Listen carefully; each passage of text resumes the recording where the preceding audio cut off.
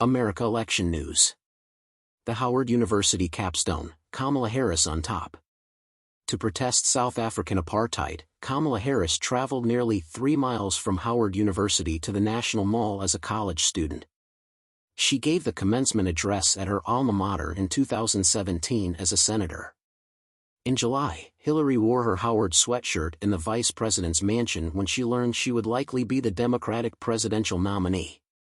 One of the nation's most famous historically black institutions, Howard, has been important to Harris's genesis story, and now, as she prepares to become the first female president, the university is celebrating.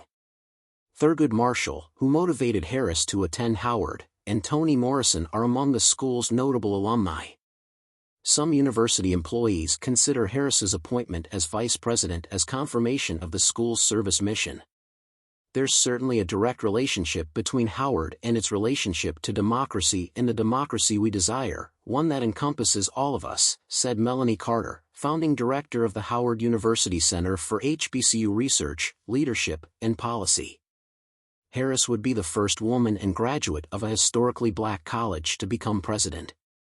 Her rise has boosted Howard's image, while many HBCUs, like liberal arts universities, are struggling financially. It empowers students to achieve farther than what they believed was possible, said Honolulu senior Nikia Taliaferro, who will vote in her first presidential election in 2024.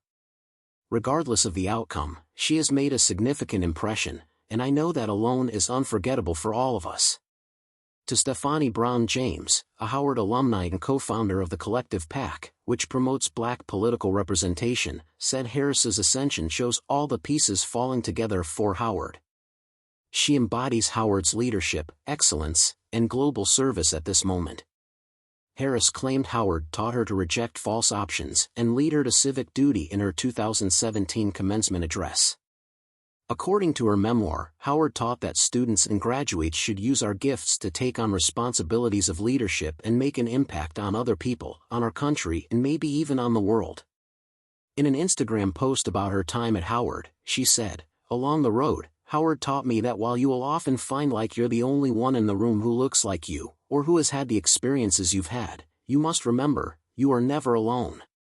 When she welcomed Howard's men's basketball team to the White House as Mid-Eastern Athletic Conference champions earlier this year, she remarked on Facebook that HBCUs are an investment in the strength of our nation for years to come.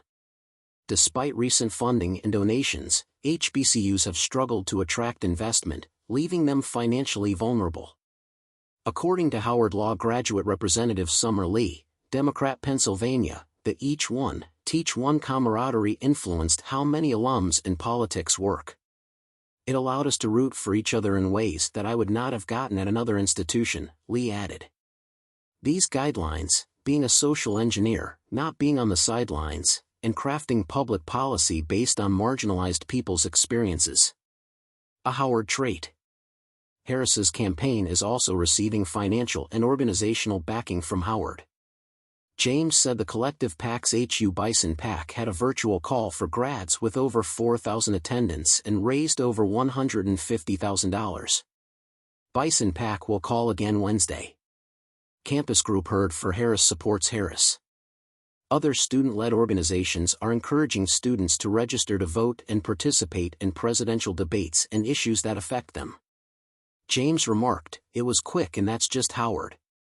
The situation requires action, so we work." Typical Howard.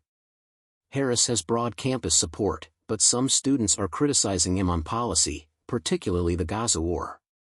What we anticipate of Kamala Harris in this race is basically drawn from the ideals that Howard instilled in us, that we are an oppressed people and that we need to speak for oppressed people abroad, said Howard student Senator Courtney McLean, who met Harris in 2020. She stated she will support and hold Harris accountable.